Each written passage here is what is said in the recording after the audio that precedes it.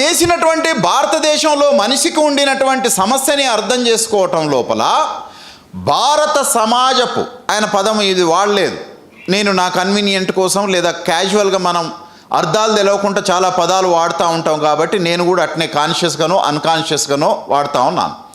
India లోపల మనుషులకు ఉండేటటువంటి అసలు సమస్య, ఈ దేశపు మనుషుల సమస్య కాస్ట్ అనేటటువంటి దాన్ని ఎగ్జామైన్ చేసిండు.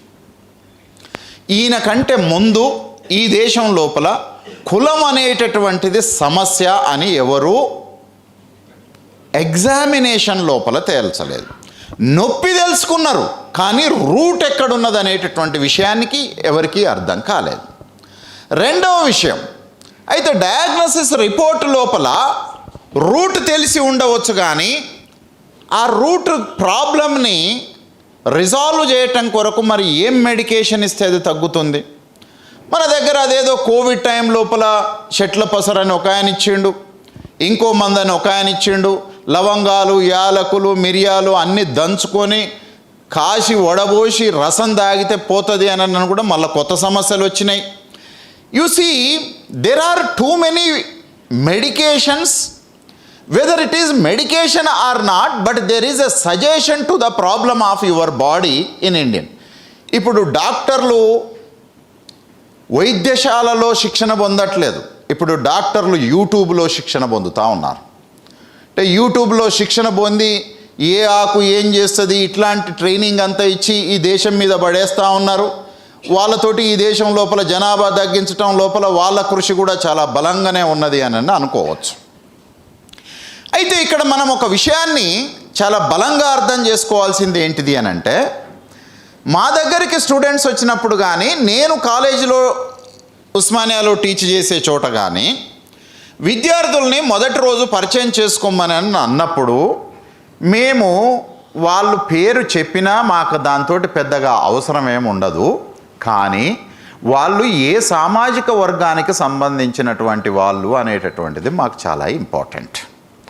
Unless knowing the essential element of the man, you cannot understand who is he, who is she.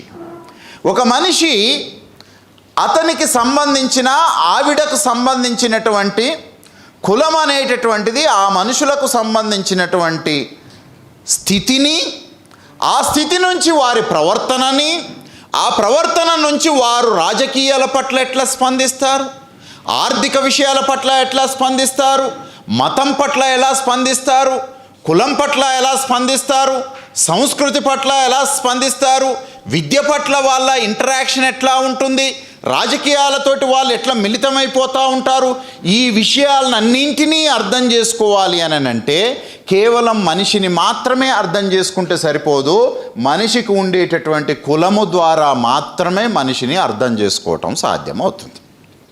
Of course Subbarao అన్న సైకాలజిస్ట్, అంటే ఇంతకుముందు చెప్పాడు, అంటే ఫోన్ వాడుతున్నప్పుడు నువ్వు చూస్తే నీ పక్కనోడు వాడు ఇమిటేట్ చేస్తాడు అని, వాడి నుంచి చూసి ఇంకొకడు ఇమిటేట్ చేస్తాడు అని అన్నాను. అయితే ఈ సైకాలజిస్టులు ఇట్లాంటి ఇమిటేషన్ గురించి చెప్తే Babasaheb Ambedkar caste is a imitation and common imitation of Indian society అని. So you see you are speaking about the psychology, but Ambedkar talks about that how caste is a imitation among the people of India అని అన్నాడు. ఈ దేశం లోపల కులం అనేటటువంటిది ఒక imitation, ఇది ఎవరికి వారికి ఉండేటటువంటిది కాదు. సరే, దాని గురించి కూడా నేను తర్వాత చెప్పడం కొరకు ప్రయత్నం చేస్తాను. అయితే ఇక్కడ ఇప్పుడు మిమ్మల్ని ఎక్కడికి తీసుకొచ్చాను అని అంటే, ఏదైనా ఒకటి మనం అర్థం చేసుకోవాలన్నప్పుడు దేన్ని మనం ప్రధానంగా తీసుకుంటే దానికి సంబంధించిన ఎసెన్స్ గురించి తెలుస్తుంది. కాకరకాయ లాగానే దోసకాయ లాగానే ఇంకొక కాయ కూడా ఉండవచ్చు, కానీ కాకరకాయకు ఉండేటటువంటి సహజమైన స్వభావము నేచరు ఇంకొక కాయలో ఉండకపోవచ్చు. మనుషులమందరం ఒకే రకంగా కనిపిస్తూ ఉంటాం. మనిషికి సంబంధించినటువంటి ఆకారము, రంగు, రూపు ఇవి ఏవి మనిషికి సంబంధించినటువంటి ఆలోచనల స్వభావాన్ని, దీన్ని మనం ఏమంటారు అని అంటే హ్యూమన్ నేచర్ అని అంటాం. Human nature. అయితే ఈ హ్యూమన్ నేచర్ గురించి మాట్లాడేటప్పుడు బాబాసాహెబ్ అంబేద్కరు ఈ ప్రపంచంలో ఉండేటటువంటి అనేక మంది ఫిలాసఫర్స్ని తన వివిధ రచనల లోపల కోట్ చేస్తూ వచ్చాడు. ప్రధానంగా ఏంటిది అని అంటే, మనిషి, ఇక్కడనే మనం అందరం మనుషులం ఉన్నాం. ఈ మనుషుల లోపల ఒక మనిషి గురించి మాట్లాడుతున్నప్పుడు ఆ మనిషి మంచివాడు చెడ్డవాడు అనేటటువంటి కామెంట్స్ చేస్తాం. మనం మంచివాడు చెడ్డవాడు అనేటటువంటి కామెంట్స్ని చేస్తాం.